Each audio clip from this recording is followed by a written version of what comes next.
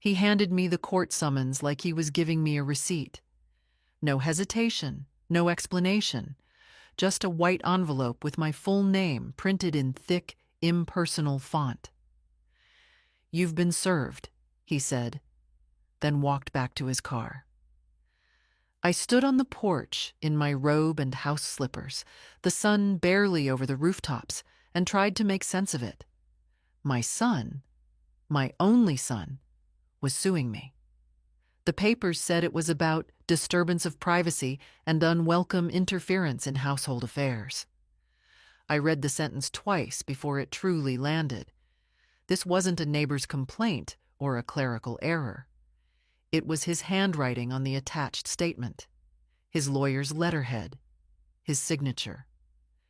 I sat down on the front step, my knees too weak to keep holding me. The garden hose lay where I'd left it yesterday after watering the roses. The coffee inside the kitchen was getting cold. And the birds, the same ones I used to teach my grandchildren to name, kept chirping, unaware that my world had just been turned inside out. 72 years. That's how long I've been trying to do the right thing. A teacher for 41 of those years. A widow for 19. A mother every single day since I first felt that flutter in my belly, thinking it was gas. It wasn't. It was Thomas. And now Thomas was dragging me to court. It didn't start like this. Of course not. I thought I was doing something beautiful when I moved closer to him. He and Andrea had just had their second baby, and I had some savings from selling my old house in Cedar Hill. I found a nice townhouse 5 minutes from theirs. Nothing grand. 1 story, modest kitchen, garden the size of a tablecloth. Perfect for a woman on her own. "I can help," I said. I offered babysitting, grocery runs, walks to the park. I cooked their favorite meals and left them at the door. I tried to stay out of the way. I did. But something shifted in them over the years. Or maybe I shifted from help to hassle, from comfort to inconvenience. Andrea started using that word, boundaries. At first softly, like a warning, then sharply, like a wall. I remember the first time she said it in front of the kids. "Grandma needs to respect our boundaries." I pretended not to hear. Thomas never corrected her, not once. There were signs, of course. Fewer visits. Conversations that felt more like business transactions. Birthdays where I was thanked in a group text. One day, Andrea asked if I could please text before dropping by. I nodded, smiled, told her, of course. I went home and cried into a dish towel for an hour. But this wasn't another cold shoulder or silent holiday. This was legal. This was official. This was real. I spent the rest of that morning sitting at my small kitchen table, the envelope in front of me like a grenade. I read the complaint again, slowly. Repeated intrusions into the private life of the plaintiffs. Disruptive presence on the property. Psychological pressure and emotional manipulation. Me, a disruptive presence. There was a list. Times I had come over without notice. Times I had stayed too long. A note about a conversation where I overstepped by commenting on Andrea's parenting. Another about suggesting the baby needed warmer clothes on a chilly afternoon. None of it violent. None of it cruel. Just noticed, remembered, documented. And then the line that made me feel like my heart had stopped. We are requesting a court-issued no-contact order and reimbursement of funds related to the defendant's unapproved financial involvement. They wanted me gone, and they wanted money. I called no one that day. Not my sister in Tampa. Not my neighbor Alice, who still brings me lemons from her yard. Not even Emma, my granddaughter, who used to sit on my lap and braid my hair with her tiny fingers. I sat. I drank reheated coffee. I looked out the window and watched a squirrel tear apart the bird feeder. Around 4 p.m., I took out my old filing folder from the cabinet under the microwave. Inside were every check, every transfer, every receipt from the last 15 years, the down payment on their first house, the surprise anniversary trip to Oregon, the private preschool deposit. None of it had been a loan. It had been love. But maybe, somewhere along the way, they stopped seeing it that way. That night, I didn't sleep. I lay in bed, eyes open in the dark, replaying every word I'd ever said that could have been too much. I didn't find many. I was a careful woman, a quiet one. But in their new world of polished walls and politely drawn lines, even love had a limit, and I'd crossed it. It all started with a welcome mat. The first time I stepped onto their new porch, Andrea had just placed it there, a gray rectangle with white block letters. Please remove shoes and respect our space. I smiled, thinking it was a joke. It wasn't. She pointed at it when I took a step inside with my shoes on. We're trying to keep the floors clean, she said. Not unkindly, but not warmly either. I remember thinking, she's just overwhelmed.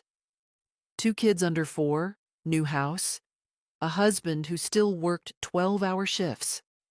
She needs help, not space. So I helped. I brought dinner twice a week. I picked up their dry cleaning.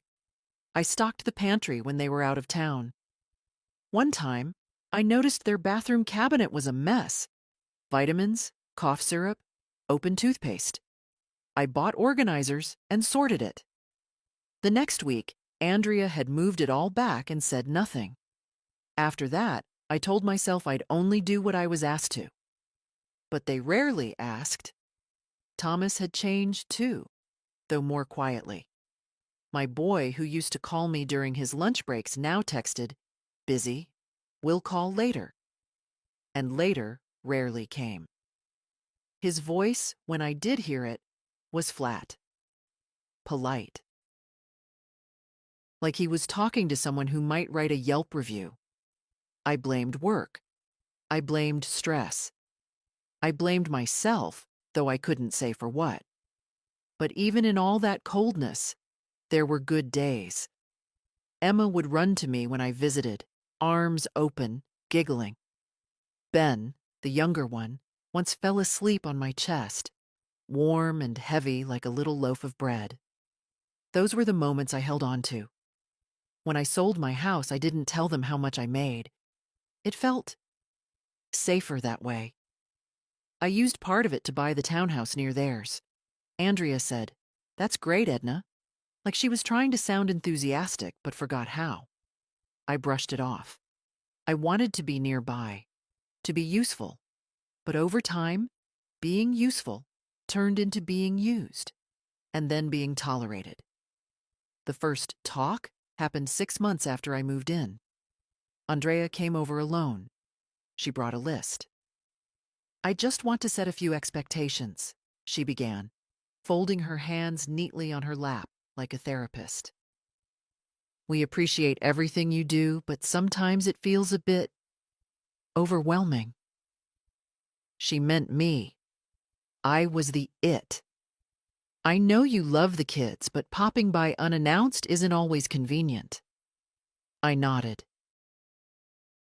"And the food, while lovely, sometimes conflicts with our meal plans.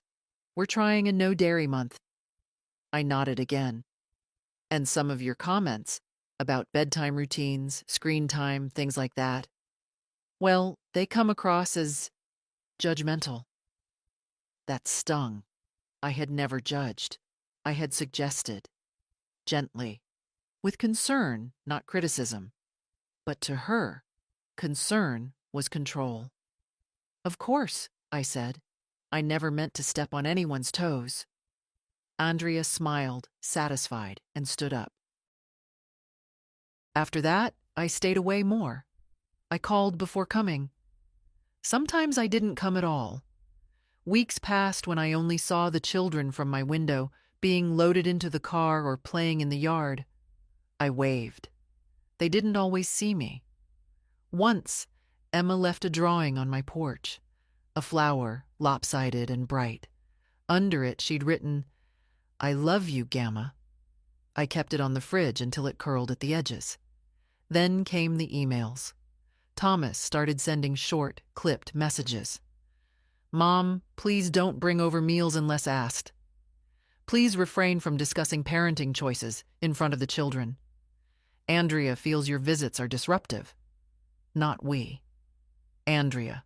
Still, I obeyed. What else could I do? Demand affection? Then, last fall, I brought Emma a coat I'd found on sale. Thick, soft, navy blue with yellow buttons. She loved it, twirled in it like a ballerina. The next day, it was gone. Andrea had donated it, she said. "It's not aligned with our style." No apology.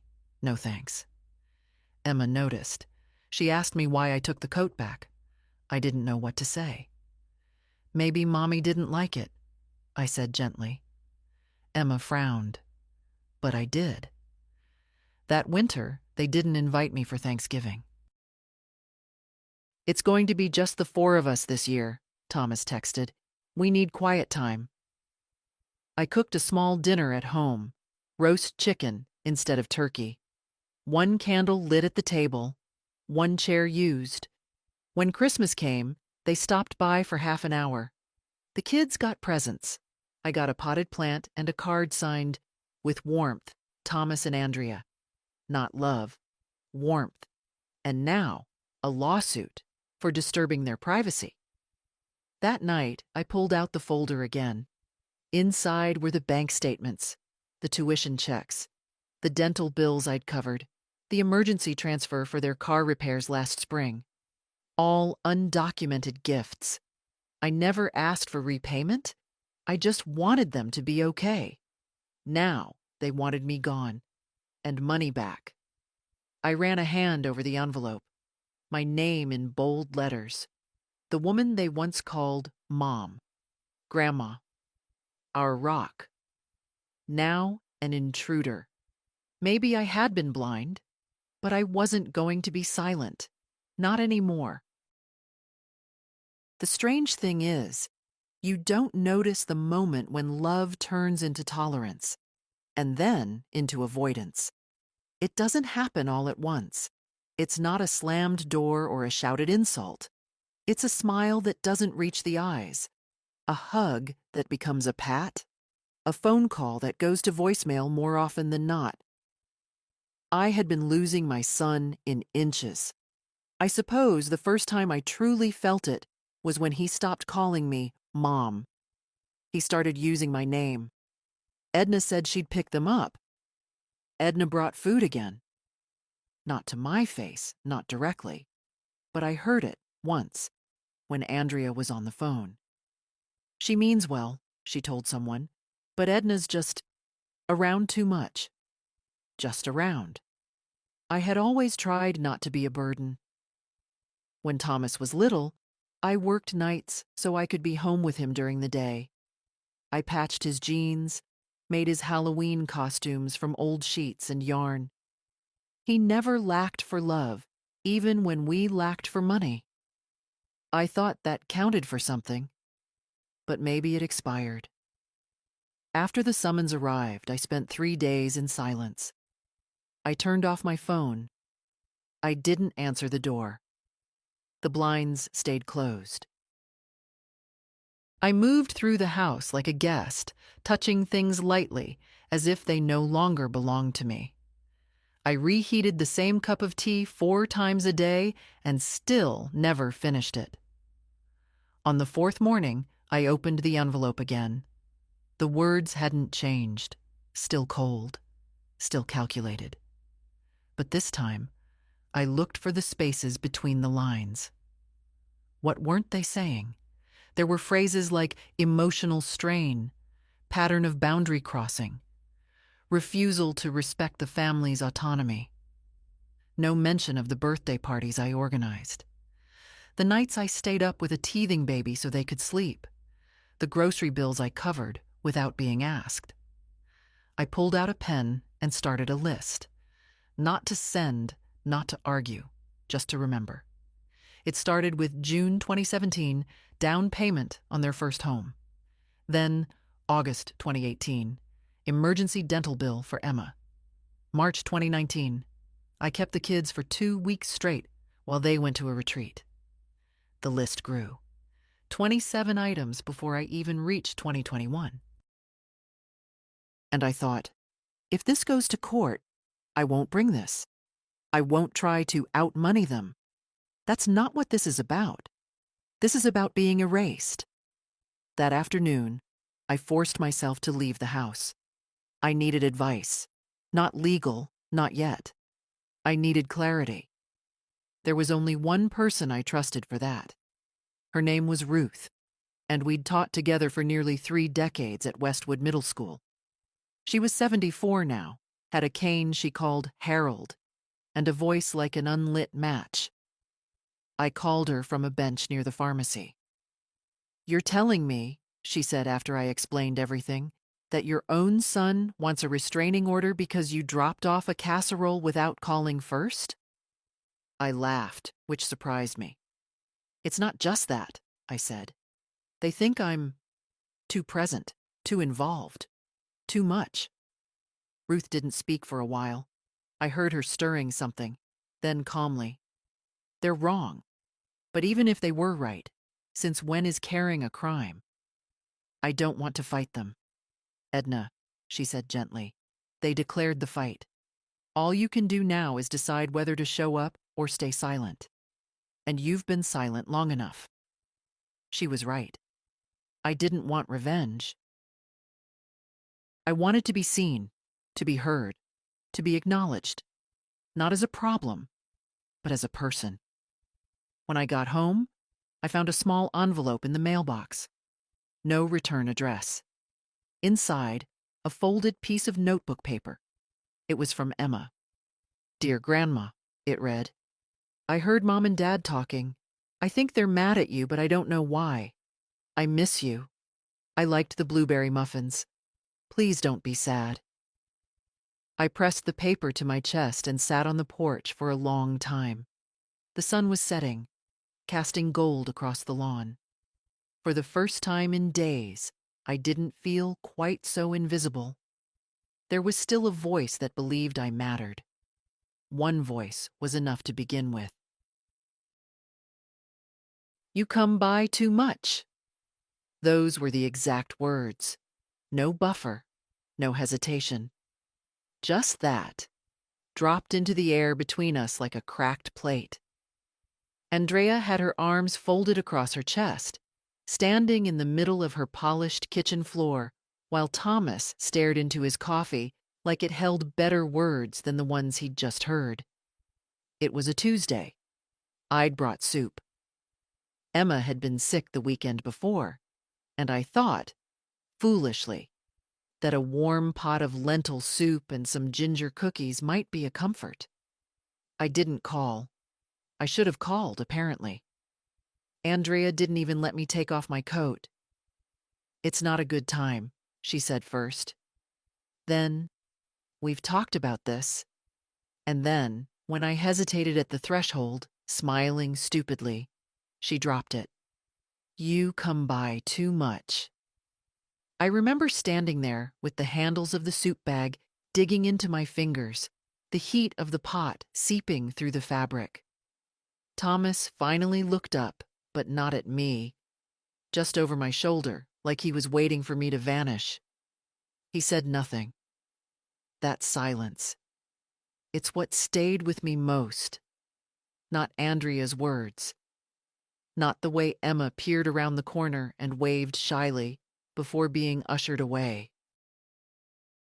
Not even the sound of the front door gently closing behind me like an apology. It was Thomas, saying nothing. I put the soup on their porch anyway, rang the bell, and walked back to my car. It felt like walking away from something I'd spent my whole life building and watching it crack behind me without a sound. The next week, the group chat was renamed. It used to be family dinner plans. Then it became updates only. I noticed, of course. How could I not? I scrolled through it every night, even when no one posted. They didn't delete me, but they muted me. I kept telling myself they were busy, that modern parenting was a maze of rules and articles and boundaries, and I had just missed the memo. I started second-guessing everything. Was it wrong to ask how late the kids stayed up? Was it judgmental to suggest a warmer jacket? Was bringing soup now considered intrusive? The final straw came 2 months later. Emma had a recital, her first piano performance. I found out through a neighbor whose daughter took lessons at the same center. She showed me the flyer. My Emma, her name printed third from the top. I wasn't invited. I sat in the back row anyway. I came early, chose a seat near the exit, and didn't tell a soul. I watched my granddaughter climb onto the stage, legs wobbling, eyes darting through the audience, probably looking for her parents. She played Claire de Lune. 2 minutes of trembling fingers and shaky pauses. I cried the whole time. When it was over, I left before the applause faded. I didn't want to risk being seen. 2 days later, I got an email from Thomas. Mom, I heard from one of the teachers that you were at Emma's recital. I really wish you'd told us. It feels like you're not respecting our space. We're trying to build independence and your presence can complicate things.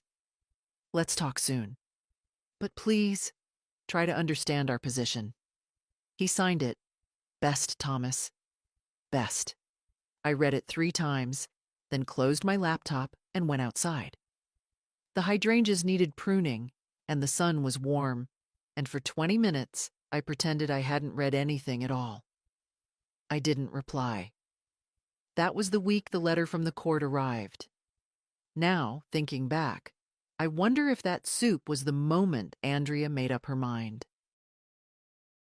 If my quiet insistence on still loving them, despite all signs not to, pushed her over the edge. You come by too much. It's a phrase I'll carry with me, etched behind the ribs. Not because of what it said, but because of everything it didn't say. It didn't say, you make us uncomfortable. It didn't say, we're embarrassed. It didn't say, we've outgrown needing you. But it meant all of it. And worse, Thomas let her speak for both of them. I think that's what broke me more than anything. Not the lawsuit. Not the silence. Not even the loss of holidays or stories or bedtime hugs. It was the fact that my son, the boy I once held through chickenpox and high fevers, who cried into my sweater after failing his driver's test, who once made me a card that said, "To the best mom in the world," in red crayon, let someone else decide I was no longer welcome. Without protest. Without a word. It was a Thursday afternoon when I realized the gifts didn't count anymore. I was clearing out a drawer in the hallway, the one where I kept all the old warranties, appliance manuals, and the stray batteries that may or may not still work. Buried under a pile of folded receipts was a worn manila envelope. The handwriting on the front said, "For the kids," in my own blocky script. Inside, 2 savings bonds, a note to Emma and Ben, and a birthday card I'd bought for Thomas last year, but never sent. I had written it, sealed it, and then decided against mailing it. I remember sitting on the edge of my bed with the card in my hand, staring at the message I'd scribbled. You'll always be my boy, no matter how old we get. It felt pathetic then. It feels even more pathetic now. I stared at the bonds, small, crisp, and useless now. They were meant to be a gift. For when the kids turned 18, for college, or for whatever dreams they wanted to chase. But what do you give children being raised to see you as a nuisance? That's when I started going through the rest of the folders. In the back of my bedroom closet is a low shelf where I keep the important documents. Bank records, investment summaries, all the paperwork from when I sold the house in Cedar Hill. It took me less than 15 minutes to find everything I needed. 15 minutes to trace years of love turned into money and erased like it was nothing. I opened a spreadsheet on my old laptop and started typing. Down payment, $45,000. That was in 2017. I remember the excitement in Thomas's voice. "It's our dream place, Mom. The schools are great, but we're just short, and Andrea's parents already helped all they can." I didn't hesitate. Furnace replacement, $8,300. That was during that brutal winter when their heater went out. The kids had colds. Thomas texted me a photo of Ben curled up under 3 blankets. I wired the money that same hour. Summer camp, X 3 years, $5,100.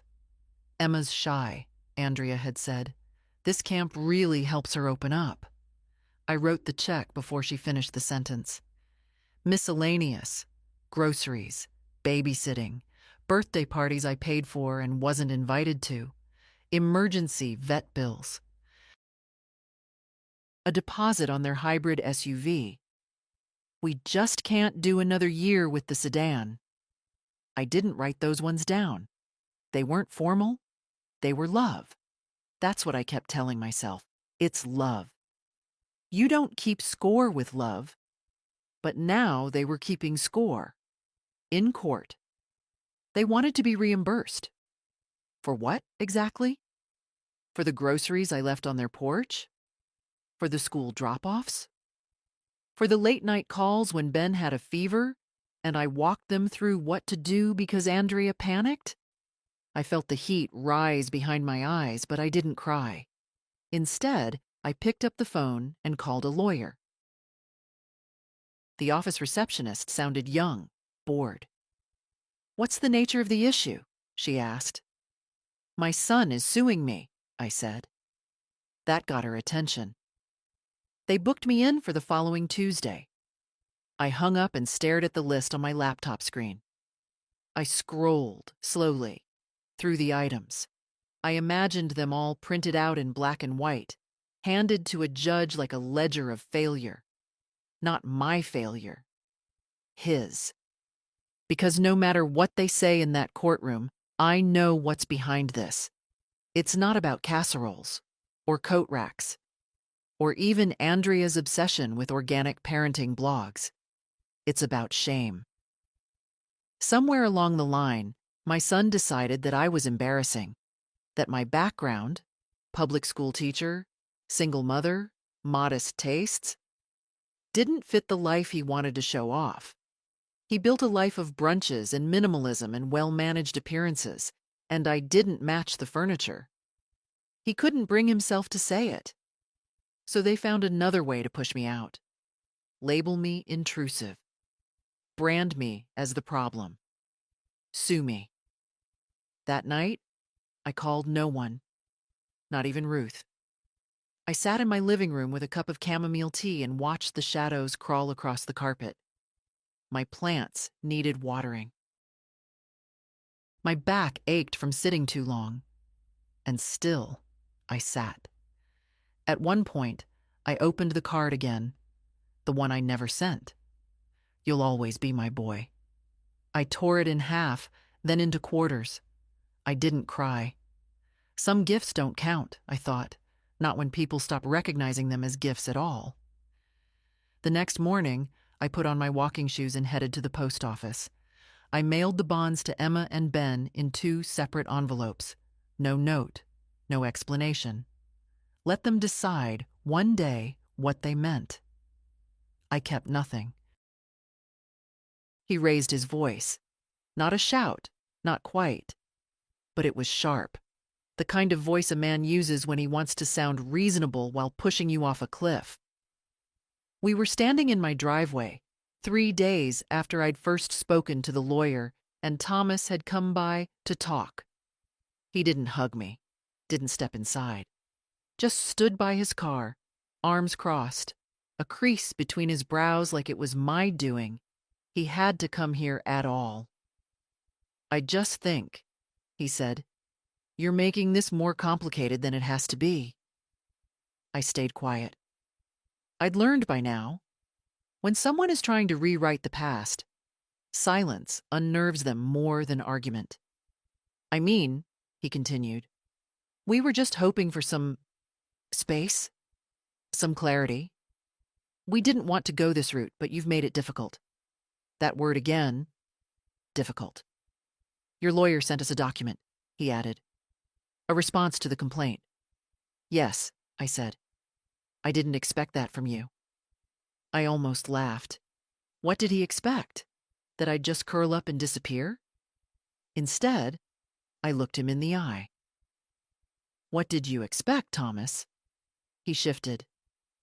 "I thought maybe we could settle this without dragging it out." "Settle what?" He opened his mouth, then closed it. "You've been interfering, Mom. You show up unannounced. You give the kids things we didn't approve.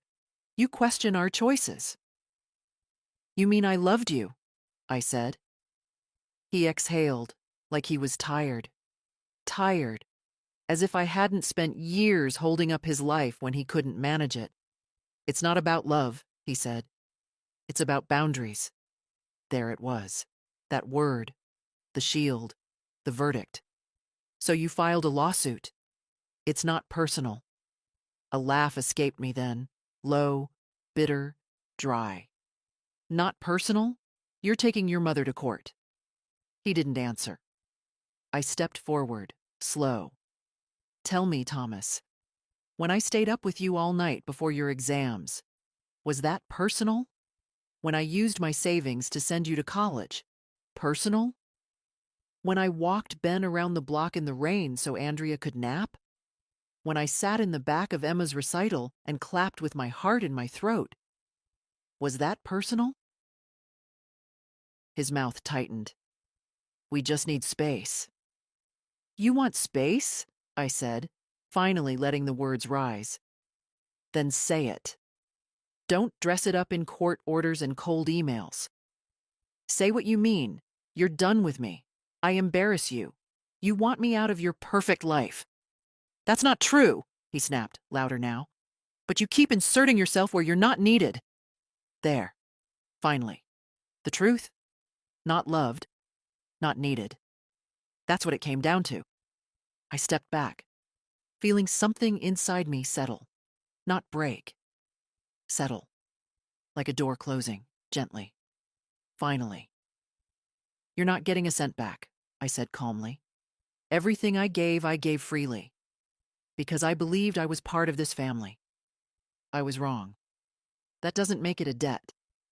I didn't want it to be like this." "Then you shouldn't have let her speak for both of you." He flinched just slightly. "Andrea wasn't here. Of course not. She didn't do dirty work herself. She outsourced it. Even love." "I'm not your problem anymore," I said. "I won't be leaving muffins on your porch. I won't be showing up with soup. I won't be at Emma's next recital. That's what you wanted, isn't it?" "I didn't want this," he muttered. "You did. Maybe not out loud. But you did." He looked down at his shoes, then back at me.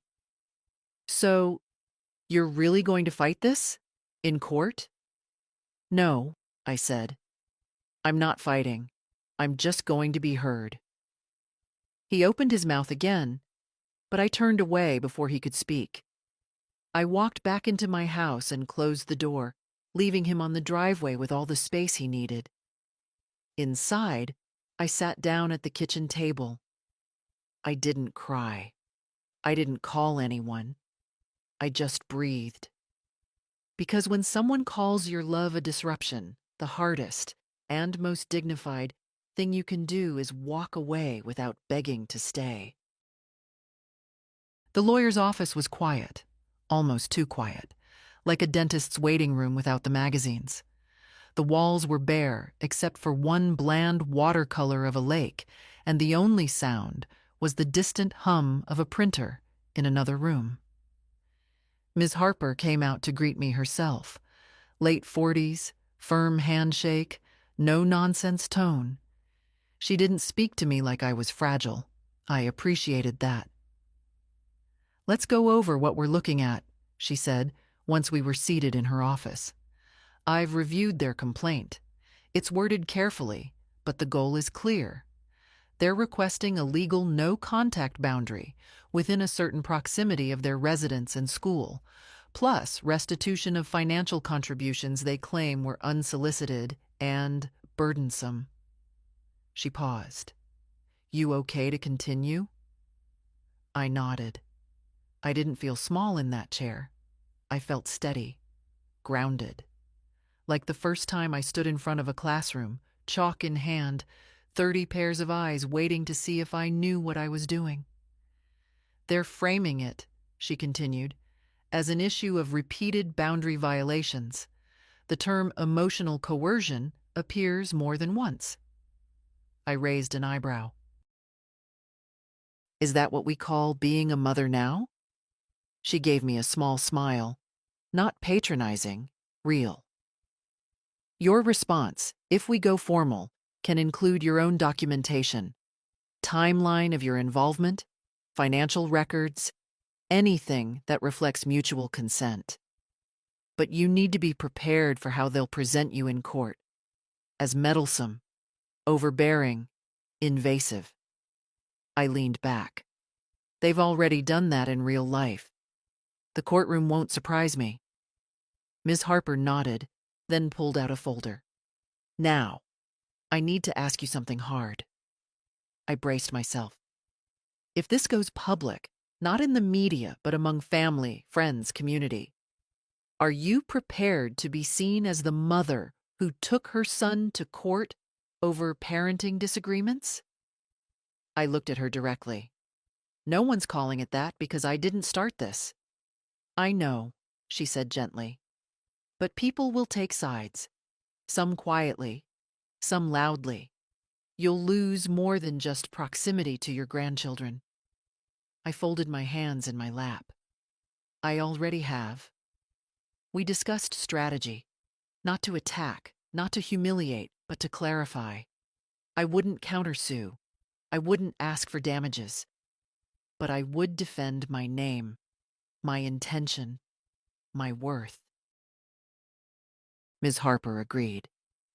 "You're not the first client I've had in this position," she added. "This is more common than people think, especially with older parents. Grown children forget who built the ground they walk on." I didn't answer. I didn't need to. When I left her office, the sun had begun to warm the pavement. I stopped by a small cafe down the street, the kind with fresh bread and chalkboard menus. I sat at a corner table with a scone and watched people pass. Across from me was a mother with 2 small children. She cut their sandwiches into triangles, poured them juice, wiped their hands between bites. One of them whined. She didn't snap. She just smiled, patient, tired, loving. I wondered if they'd thank her someday, if they'd forget her too. The next morning, I went through my files again. Not for paperwork this time, but for letters. Old birthday cards from Thomas. Drawings from Emma and Ben. Notes from school. "Grandma Edna is our favorite reader." One was from Andrea, of all people, back when she still called me Mom and wrote in swooping cursive. "Thank you for everything you do. I don't know how we'd manage without you." I set them aside, then placed them in a box. Not to use in court, just to remember I wasn't always unwanted. Later that day, Ruth called. "Well," she said, "you sound calm. I expected fire and brimstone." "I don't need fire," I replied. "I've got paper, proof." She chuckled. "Good, because I think they're going to underestimate you. and you'll need to be 10 times stronger in that courtroom than you've ever been before. I didn't say it, but I already knew. I had raised a child, buried a husband, built a life from scratch. Court didn't scare me. Being forgotten, that did. But I wasn't going to disappear quietly. The envelope was small, handwritten, tucked between two pieces of junk mail. I almost threw it out.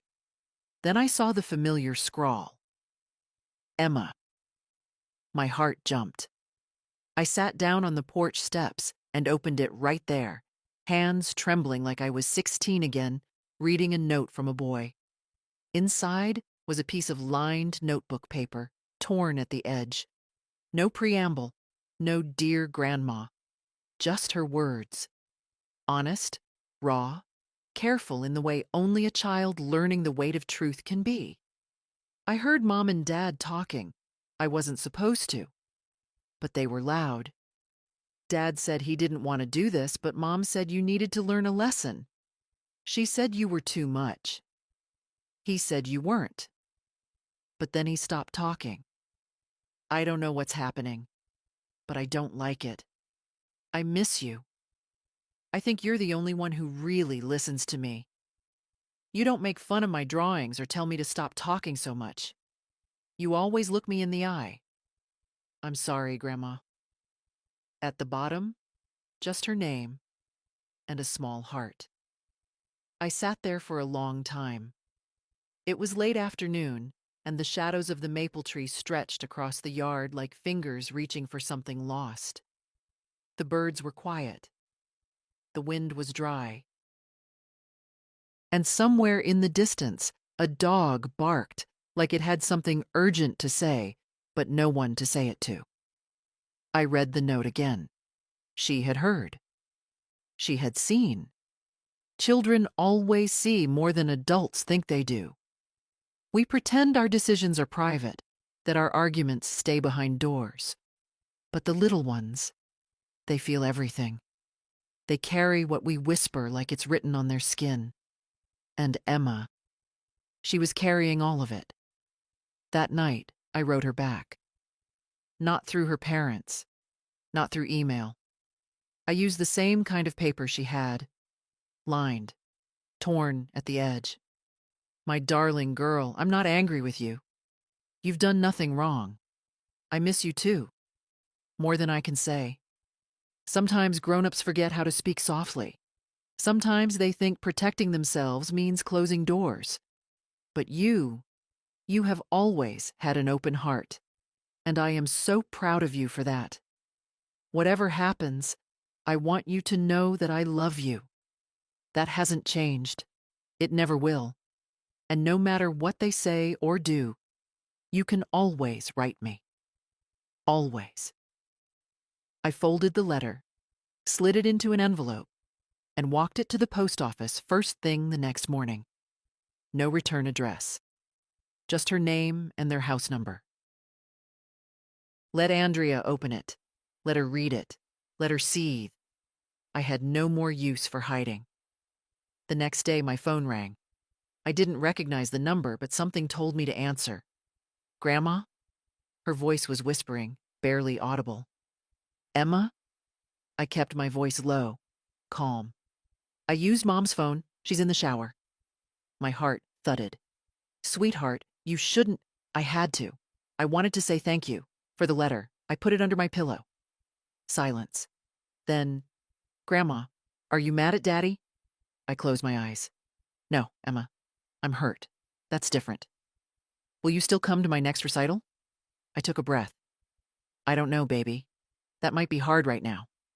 Silence, again. A sniffle. I want you to. I know, and I want to. I really do. She didn't ask why it was hard. She didn't need to. Children don't need court documents to understand when something's broken. I love you, Grandma. I love you too, more than anything. Then the line went quiet. I sat in the kitchen long after, the phone still in my hand. The kettle boiled. I didn't move. I just let the sound fill the room. Later, Ruth called. "You okay?" I told her everything. "Well," she said, "you've got one ally in that house." "One is enough," I said. And it was. Because sometimes, when the world tries to silence you, all it takes is one voice, small, honest, brave, to remind you you're still worth hearing. The courthouse was colder than I expected. Not in temperature, the air was fine, but in spirit. Every surface gleamed. Polished floors, stainless steel fixtures, glass panels that reflected people back to themselves, whether they liked the view or not. Everyone looked like they were trying not to exist too loudly. I had chosen my outfit carefully: navy blue dress, gray cardigan, low-heeled shoes. Simple. Dignified. I even wore the locket Thomas gave me on my 60th birthday. A small oval with his childhood picture tucked inside. It felt like armor in a strange way. Like I was carrying the memory of a better version of him into battle. Ms. Harper met me near the entrance, folder in hand, glasses perched at the end of her nose. "You look composed," she said. "I feel composed," I lied. She gave me a half smile. "That's what matters." We walked into the courtroom together. It was smaller than I imagined. Nothing like the grand spaces on television. A modest room with pale wood benches, a raised desk for the judge, a table for each side. Thomas was already there. He didn't look at me when I walked in. Andrea was seated beside him, dressed like she was attending a garden brunch. Her expression was unreadable. Cold, maybe, or indifferent. I wasn't sure which was worse. I took my seat beside Ms. Harper. We didn't speak. The bailiff called the room to order. The judge entered. A woman, late 50s, short hair, sharp eyes. She introduced the matter plainly, without drama. A request for civil restrictions based on personal boundaries and emotional distress. Thomas's lawyer stood first. He spoke in a voice that reminded me of elevator music. Calm, neutral, devoid of warmth. He described a pattern of behavior on my part that infringed upon the emotional autonomy of the plaintiffs. He used words like uninvited, uncontrolled, interfering. He never once said mother. He laid out examples: the time I brought groceries unannounced, the recital I attended without prior consent, the birthday gifts that contradicted parental guidance.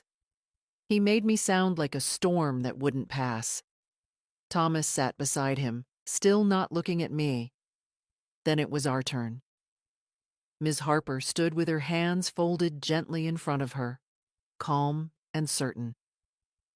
"Your Honor," she began, "we are not contesting the right of Mr. and Mrs. Mason to live their lives peacefully. We respect boundaries. We acknowledge autonomy. But we also believe this court deserves to hear the full context of this relationship, not as bullet points of inconvenience, but as a lifetime of devotion." She handed the judge our documentation: timelines, receipts, statements. She didn't exaggerate. She didn't accuse. She simply placed the truth on the table like it had weight, which it did. Then she turned to me. "Mrs. Mason," she said, "would you like to speak?" The judge nodded. "Briefly, please." I stood slowly. My knees ached, but I didn't show it. I faced the judge. Then, slowly, I let myself glance at Thomas. He met my eyes, finally, and in his expression, I saw something I hadn't expected. Shame. Not deep, not overwhelming, but there, flickering beneath the polished exterior. I took a breath. "Your Honor, I raised my son alone. I worked 3 jobs when he was small. I made his Halloween costumes, packed his lunches, sat in every school auditorium cheering louder than anyone else. I gave him everything I had, time, love, money. Not because I expected repayment, but because that's what parents do. I looked back at her, my voice steady. I don't deny that I've been present. But presence isn't harm. Showing up isn't violence. Loving someone too much is not the same as trying to control them. I paused. My son and his wife want to raise their family without me. That's their right. But rewriting me as a threat, as something to legally banish, that's not about boundaries. That's about erasure. I sat down. The room was quiet. The judge looked at Thomas. Would you like to respond? He shifted in his seat. Andrea touched his arm, gently. He didn't stand. No, Your Honor, he said. We've said what we needed to say. The judge nodded and said she'd review everything and deliver her decision in writing within a week. The bailiff dismissed the court. I stood. Ms. Harper placed a hand lightly on my shoulder. You did well, she said softly. Thomas and Andrea left quickly, without a word. But not before I saw it again. That flicker in his eyes. He hadn't expected me to speak like that. He hadn't expected me to speak at all. But I had. And for once, he listened. There's a particular kind of silence that follows a courtroom. Not relief, not tension, just nothing. A blankness. Like the moment after thunder, when the storm has passed, but the air hasn't remembered what to do next. That's how it felt when I got home. I set my purse down, took off my shoes, sat at the kitchen table where I'd once taught Emma how to peel an orange without tearing the skin. The house was clean, quiet, undisturbed. The way Andrea probably liked hers. Nothing out of place. Nothing emotional. Nothing alive. I stared at my hands. They looked older than they had yesterday. Part of me had wanted to collapse into tears after court, to grieve what had been lost. But I didn't. There was nothing left to grieve. That version of my family, the one I'd cooked for, sacrificed for, made space for. It didn't exist anymore. They hadn't wanted peace. They wanted distance with paperwork. Still, I replayed every second of the hearing in my mind. The way Andrea had crossed her legs like it was brunch, not a courtroom. The way Thomas had avoided eye contact until I stood and looked right at him. The subtle twitch in his jaw when I mentioned the word erasure. He had felt it. If only for a second. And that was something. The next day, I received a small envelope in the mail. Cream-colored. Formal. The court seal stamped on the flap. I opened it on the porch, knees stiff, birds calling from somewhere high in the trees. The letter was brief. The judge had denied the request for a no-contact order. There is insufficient evidence to conclude that the defendant's actions meet the legal threshold for harassment, intrusion, or undue emotional harm. The court acknowledges the complexity of family dynamics and encourages both parties to pursue boundaries through personal communication rather than litigation. No praise, no apology, just a quiet dismissal. But it was enough. They had tried to make me a problem. The court had decided I wasn't. Ms. Harper called me later. You should be proud, she said. The judge didn't just throw it out. She wrote a very deliberate message. I noticed, I said. She didn't use the word mother once. No, Harper agreed. But she didn't use the word plaintiff either. I let that sit. It wasn't victory, not exactly. There were no celebrations, no confetti, no family knocking at my door with apologies. But it was something harder to earn. It was dignity. That afternoon, I went into my bedroom and opened the closet. From the top shelf, I pulled down the memory box. Old pictures, letters, tokens from a life I'd built with bare hands. I looked through them carefully, one by one, not to mourn, but to remember that I had lived fully, that I had given love with both hands. Then I did something I hadn't done in months. I baked. Banana bread. Not for anyone in particular, just for myself. I cleaned the kitchen while it baked, watered the plants, turned on the radio. Something soft and slow came through the speakers. Billie Holiday, I think. Her voice always made grief sound noble. When the loaf was done, I cut one warm slice, butter melting into it, and sat on the back porch.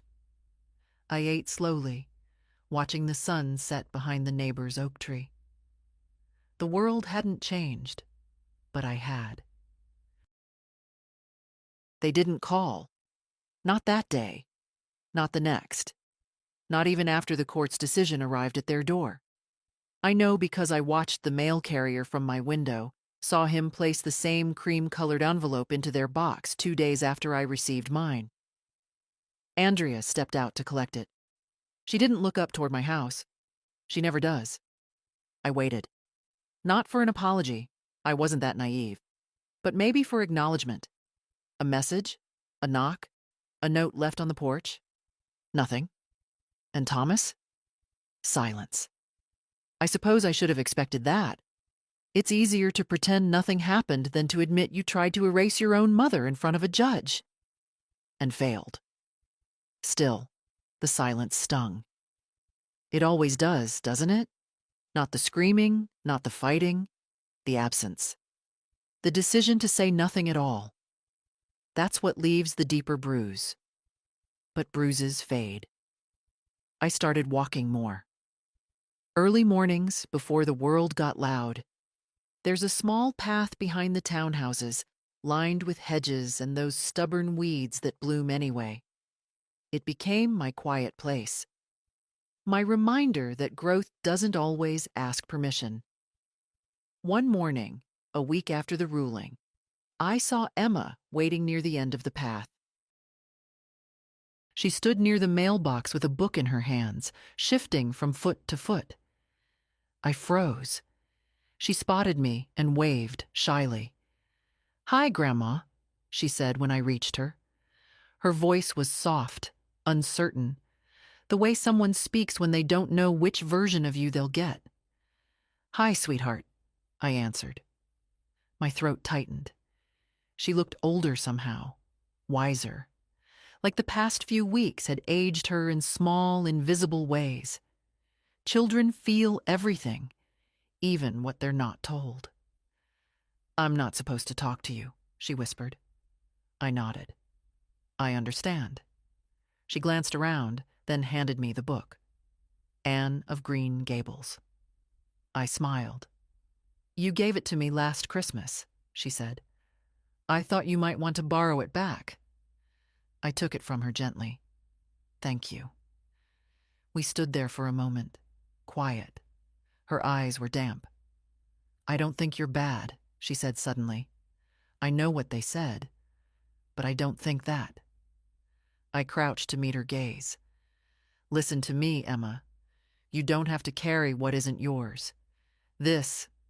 What happened, it's between grown-ups, and I'm okay now." She nodded, biting her lip. "Will I see you again?" I wanted to say yes.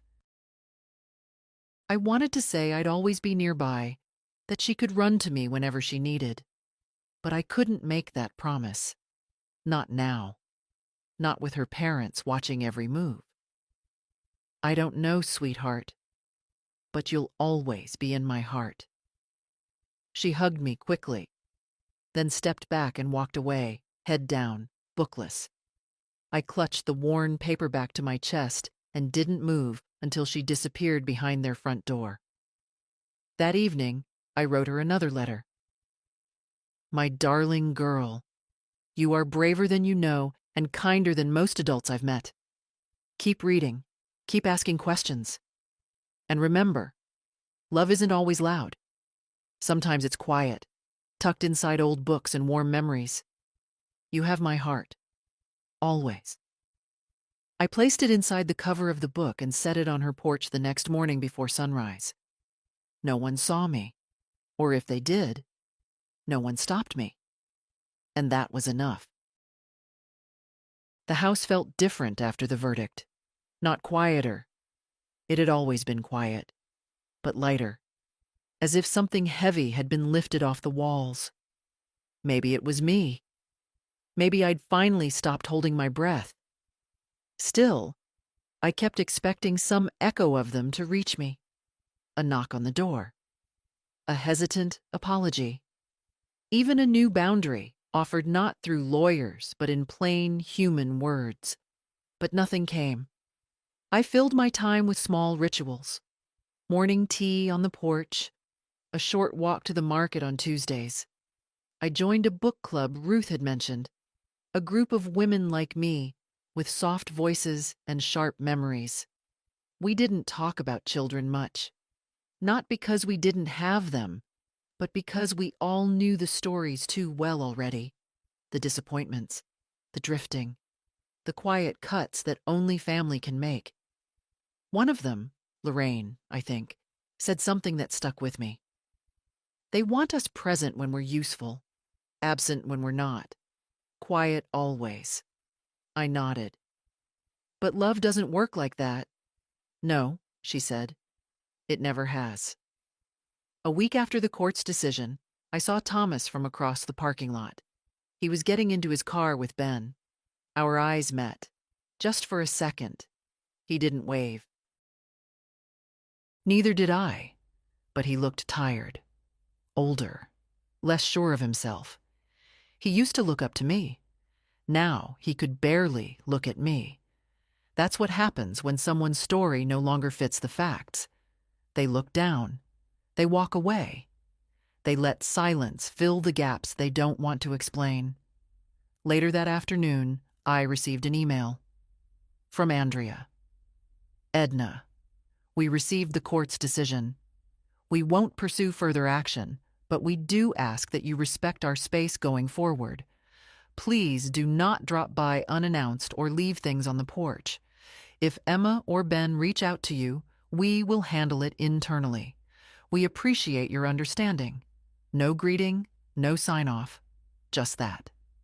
Internally, as if children were departments to manage. I didn't respond. There was nothing left to say that wouldn't turn me into the version of myself they had already decided I was. Overbearing, emotional, incapable of letting go. But I had let go. That was the difference. I had let go of the illusion that love, once given, was always seen. That being a mother guaranteed a place at the table. That what we build with care can't be taken apart by indifference. I spent the next morning cleaning. Not because anything was dirty, I keep a tidy home, but because I needed to move, to touch what was mine, to remind myself I still had control over something. In the closet, I found an old photo album. Thomas, 6 years old, with a gap-toothed smile and a Batman cape. Me behind him, holding a paper crown above his head. Andrea at their wedding, grinning like she believed in everything.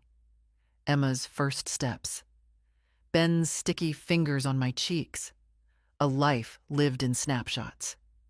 I closed the album slowly, set it back on the shelf. Later that week, Emma left something on my porch. A small drawing tucked between the slats of the bench. A picture of a tree, tall and rooted, with a heart carved into the trunk. 2 stick figures sat beneath it. One with glasses, one with long hair. Labeled me and you. I didn't cry. I smiled. And I framed it. Because if they won't let me be in her life the way I once was, I'll still be something solid she can return to. A tree that stays, even when the house around it changes. I'm not going anywhere. Not out of stubbornness, but out of love. The kind that doesn't file paperwork. The holidays came without invitation. No wreaths on my door this year. No cinnamon on the stove. No small packages hidden in closets for children who might not be allowed to open them. I didn't even put up the tree. Not out of bitterness. Out of clarity. Because this time, I wasn't going to pretend. I didn't bake. I didn't wait. I didn't call to ask if they'd be stopping by. I knew the answer. And for once, I didn't force the tradition to survive what love no longer fed. Instead, I made plans. A neighbor down the block, lovely woman named Morel, widowed last spring, had invited me to her family's dinner. At first, I said no. Then I said maybe. In the end, I brought a pecan pie and sat at a table full of strangers who passed me dishes without expectation and asked questions without checking their watches. I laughed that night. Not politely, genuinely. And when I got home, full and tired, there was a note wedged in the doorframe. From Emma, just 4 words scrawled in green pen. I missed you today. It was all I needed. I wrote her back. Slipped a folded reply under a rock in her favorite spot by the hedge, a system we never discussed aloud, but both knew well. I missed you too. The next day, a red mitten appeared on my porch railing. Hers. Too small for her now, probably, but I left it there, like a flag. Small signals in the silence. This is what we had become, quiet allies, working beneath the noise. A few nights later, I saw Thomas again, briefly.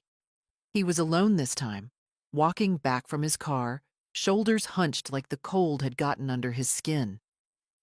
For a moment, I thought he might come over. Say something. Anything. He paused at the sidewalk, looked up at my window, then kept walking. I closed the curtain. I no longer needed words from someone who had already spoken with actions. The world didn't end when they pulled away from me. The sun still rose. My basil plant still leaned toward the light. The tea kettle still sang when it was ready. What ended was the illusion, and with that gone, I could finally begin something new. In January, I signed up to volunteer at the community center. Twice a week. Reading to kids whose parents worked too late to pick them up on time. None of them knew my story. None of them cared. They just liked that I knew how to do voices and bring snacks. One little boy, Mateo, asked if I was anybody's grandma. I used to be, I said. He nodded, then climbed into my lap like I'd passed some invisible test. Ruth called me more often. Sometimes we didn't talk. We just let the silence stretch between us like a warm quilt. She had her own wounds, 2 sons who hadn't called since July. Different shape, same ache. You ever wonder what we did wrong? She asked once. All the time, I said. Then I remember I did everything I knew how to do, and some of it even worked. She laughed. Same here. By spring, I had learned to stop checking their house from my window. If Emma left something, I'd find it. If she didn't, I waited without expectation. That was the difference now. I had stopped reaching where I wasn't wanted, but I'd also stopped apologizing for the fact that I ever had. One morning, I found a note under the bench cushion. Do you still have the necklace with the flower in it? The one you said was magic? I smiled. I did. I left it in a small box beside a folded note. Magic is just love that lasts longer than people expect. No name, no signature, just truth. Some days I think that's all I have left to offer. Quiet truths, left where only the right people will find them. And maybe that's enough. Spring brought the kind of light that doesn't ask for attention. It just arrives, quiet and persistent. slipping under doors and waking up the corners of rooms you forgot needed warmth. I found myself leaving the windows open more, letting the breeze rearrange the dust and the silence. Emma's notes became less frequent, not because the love faded, but because she was growing. She didn't need to whisper into the cracks as often. That's how it should be. Children shouldn't carry adult pain for long. One morning, I found a letter. Not in her handwriting, not in green ink. It was in a white envelope left at my door like a package no one wanted to be seen delivering. Thomas. The handwriting hadn't changed since he was 17. Still neat, slightly tilted to the left, like he was always leaning away from what he was saying. Mom, I don't know how to start this. I've written and deleted this too many times. But I saw the necklace you left for Emma. She showed it to me, proud. Said it was from someone who believed in things quietly. She misses you. And I think you know I do too. Or did.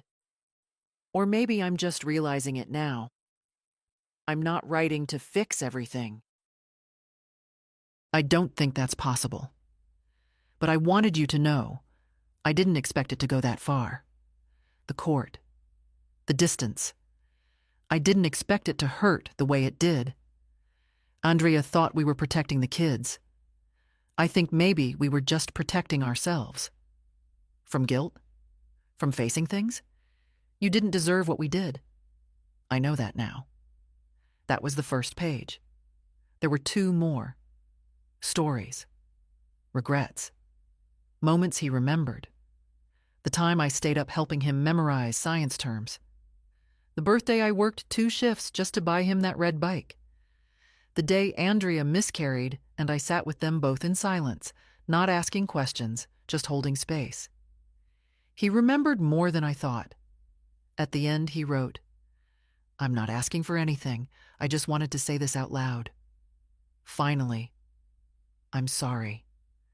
I sat with that letter in my lap for a long time, not crying, just breathing.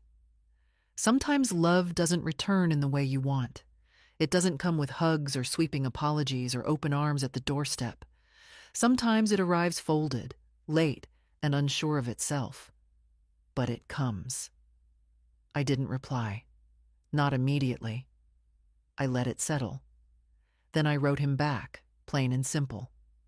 "Thomas, thank you for your words. I heard them. I believe you meant them.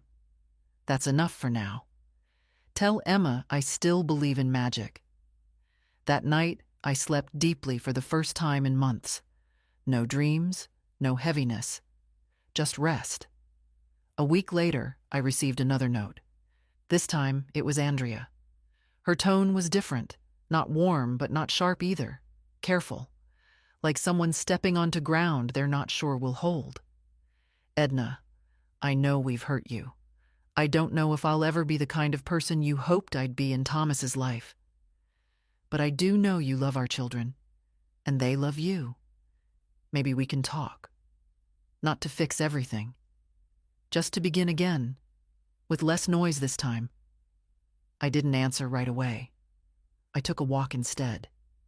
The hedges had begun to flower. A child's bike lay sideways in someone's yard. The air smelled like clean laundry and soil. I thought about what it meant to begin again, not from where things broke, but from where things still held.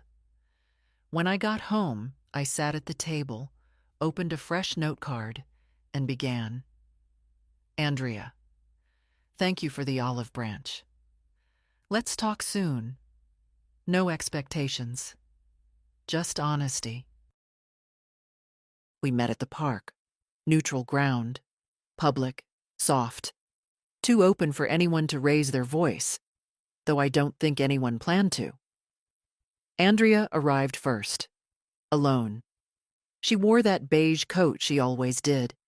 Crisp, polished, like she was dressed for control. But her hands fidgeted with the strap of her purse, and when I nodded in greeting, she nodded back with eyes that didn't look through me this time. We sat on a bench beneath a tree that hadn't yet bloomed, still bare, but full of potential. A silence stretched, but not a cold one. "I wasn't sure you'd come," she said. "I wasn't either," I answered. She looked down at her lap, then up again. "I didn't expect it to get so loud between us."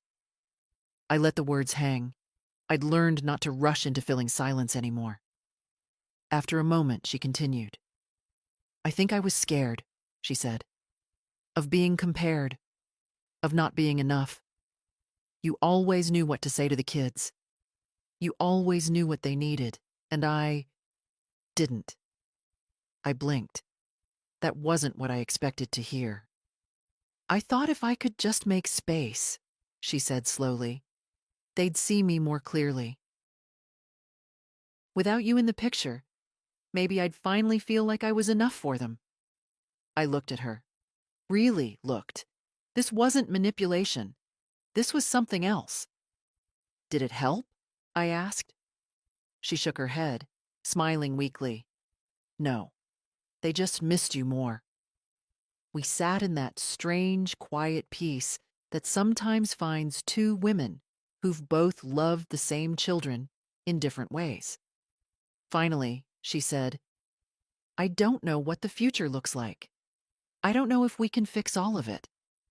But I do know Emma and Ben want you in their lives, and it's time we stop pretending they don't." I nodded.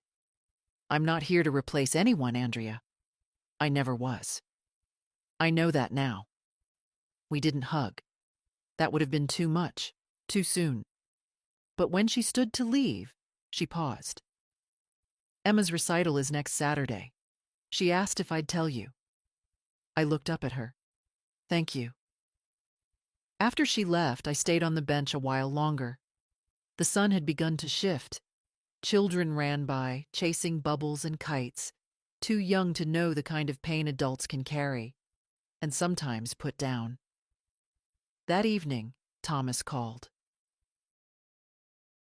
His voice was low, tentative. Not the child I remembered, but not quite the man who'd stood across from me in a courtroom either. "We're trying," he said. "We really are? I can tell. I know we don't deserve grace, Mom. Not after everything." I closed my eyes. "Grace isn't earned, Thomas. That's what makes it grace." He was quiet. Then, "Emma's practicing every night. She keeps asking what you'll think of her song." "I'll tell her myself," I said. The recital was in the school auditorium. Nothing fancy. Folding chairs, paper programs, kids dressed in whatever their parents could convince them to wear. I sat in the second row. Emma saw me and beamed. She waved. Not a secret wave, not a tucked-away glance. A real, open wave. Like I was someone she could be proud to love again. She played beautifully. I clapped until my palms stung. After the show, she ran to me. She didn't hesitate. She just threw her arms around me and held on like I was home. And for the first time in a long, long time, I felt like I was. Ben came too, shyly. I ruffled his hair. Andrea stood nearby, watching, not guarding, just present. And Thomas, he approached slowly, uncertain. But when he reached me, he said the words I think he'd wanted to say long before any lawyers ever got involved. "I'm sorry, Mom." I placed my hand on his cheek, something I hadn't done since he was small. "I know. We didn't talk about the court, the letters, the silence. We didn't need to. Some things don't need retelling. They just need to be survived. And I had. Not by shouting, not by fighting, but by staying still when they pushed, by standing firm when they left, by loving quietly, louder than anything else could. If you've read this far, thank you. Not just for your time, but for your heart. If this story touched something in you, a wound, a memory, A quiet truth. Don't keep it to yourself. Share it. Comment. Tell someone they're not alone. Because sometimes love is just that simple. Not leaving.